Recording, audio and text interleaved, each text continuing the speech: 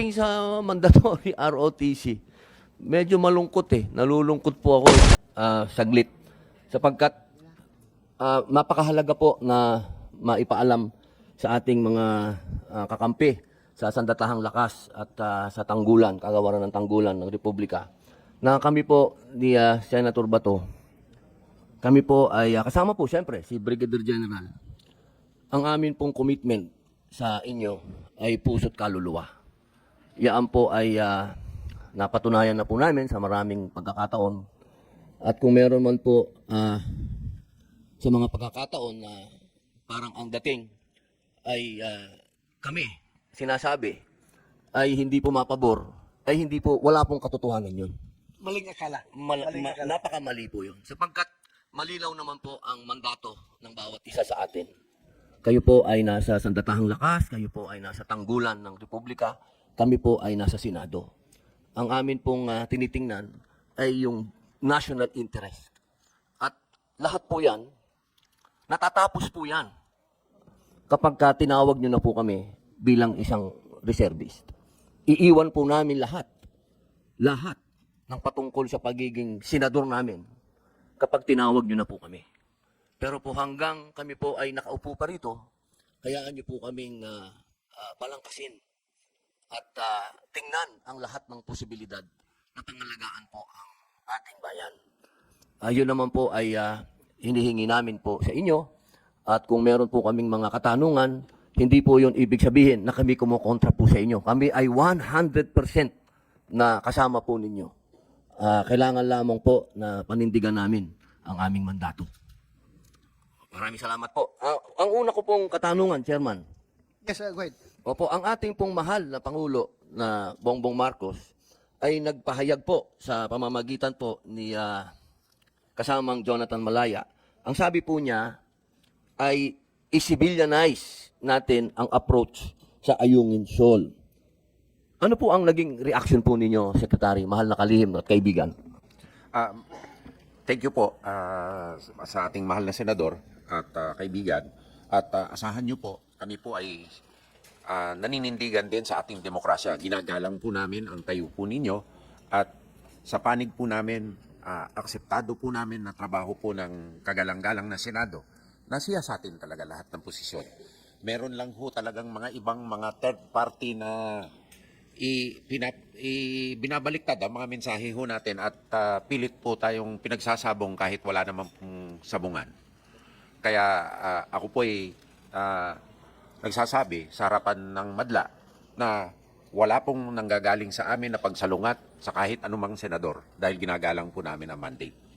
Yung ibig sabihin po siguro ng ating Pangulo na i-civilianize ito ay hindi naman po mawawala ang military component. Ngunit ito talaga ay para magkaroon tayo ng epektibong jurisdiction and control over this.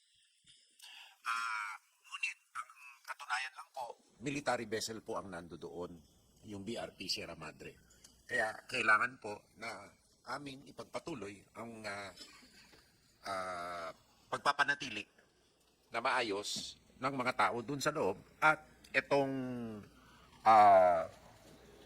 patunay na kinokontrol po natin ang ayungin. So, ang amin pong mandate dyan is to support yung Sierra Madre at kung ano po ang inisyatibo ng ating Pangulo at mga plano ng National Security Council tungkol dyan na kami miyembro, susuporta po kami. Napaka linaw po kasi nung naging posisyon ng ating Pangulo na gusto niyang kung ano man, kung meron man escalation ay bumaba. Yun po ang nakikita namin na kanyang posisyon. Pero eto po ngayon nagsalita kagabi.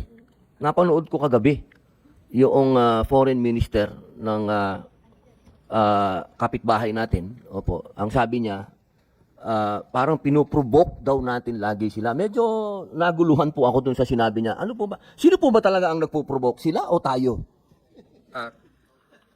Sa mahal nating kaibigan, Senador, hindi po tayo nagpro-provoke sa kanila. Ang ginagawa lang po natin, na matagal na po, kaya nga po gusto natin baguhin ang plano ng pag-iisip natin, nagre-react lang tayo sa ginagawa po nila. So sila po nangunguna. Sila po ang humaharang ng ating mga ngisda. sila po ang naglagay ng barrier doon sa Scarborough. At nung nakapasok na nga po ang ating mga fishermen, ayon sa mga ulat po sa amin, ang laki po ng kanilang nahuli na isda.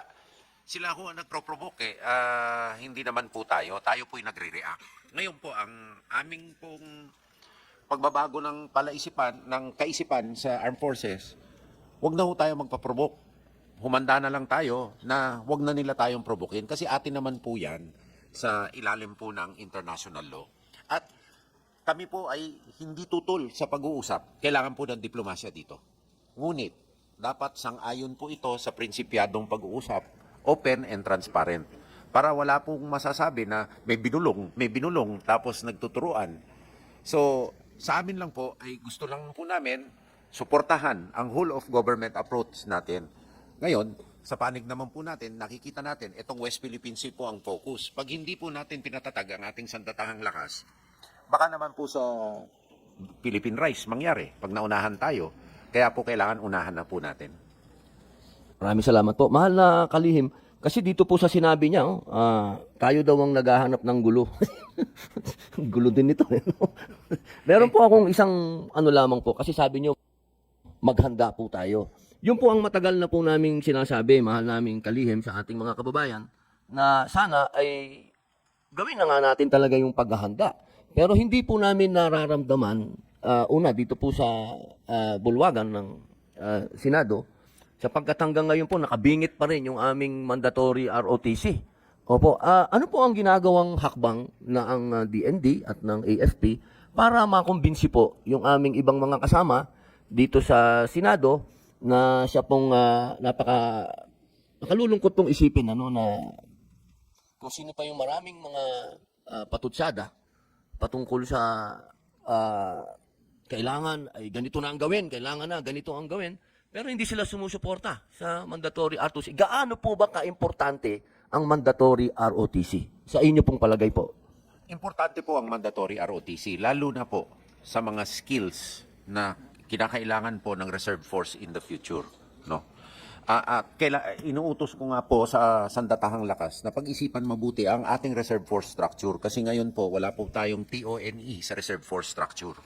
At baka kailangan po natin ng mas marami pang reserve forces sa Navy at saka sa Air Force. Kasi ang isang theory na binibigay po nila, katulad po ng World War II nung araw, ang default mechanism magre-reserve po sa mamumundok. Wala na po tayong pagbubundukan dito at pag abutan po tayo dito ng kalaban sa lupa, mahirap na po ang delikado na estado natin. No? Kaya hinahanda po namin ang organisasyon na tumanggap ng reserve force. At saka may comment ho sa ang ating kasama na sana po mapalitan ng nomenclature ng ROTC para ang mga ekspektasyon ng mga bata ay hindi umangat. Kasi hindi po lahat yan magiging opisyal. Kailangan ho may sundalo. Kaya gawin na lang ho, mandatory military training na lang ho. Ngayon, we choose the best. Kasi po, this is a truth also po. Doon po sa skills na kinakailangan. Kasi po ang PMA, 1 degree lang po yan. Bachelor of Science lang po. Kailangan po ng multidisciplinary na armed force kasi kailangan natin ng computer science dyan. Kailangan po natin ng engineering, project management, psychology, international relations para ho sa skills. Galing ho yan sa OCS, sa Reserve Force at sa ROTC. So, hindi lang po para sa Reserve Force ang ROTC, ngunit pang fill up ng ating mga tinyente sa regular force. So, importante po ang ROTC. But on our end, Mr. Chairman, Honorable Senator Padilla, hinahanda po namin ang aming kakayahan na matrain, maprocess ang mga sa ilalim dito in the future. Maraming salamat po. Kasi po, mahal na kalihim, ang nangyayari po kasi, ang nararamdaman ko po rito, kapag pinag-uusapan yung sa pension plan, attentive. Pero pagdating sa mandatory ROTC, medyo malungkot eh. Nalulungkot po ako, hindi ganun kainit ang reception nila dito. Pero sa inyo na po nang gagaling, kailangan na natin maghanda. Kaya po sana maging senyalis na po ito para ang buong Senado po ay sumuporta dito sa mandatory ROTC o mandatory military training. Yan din po talaga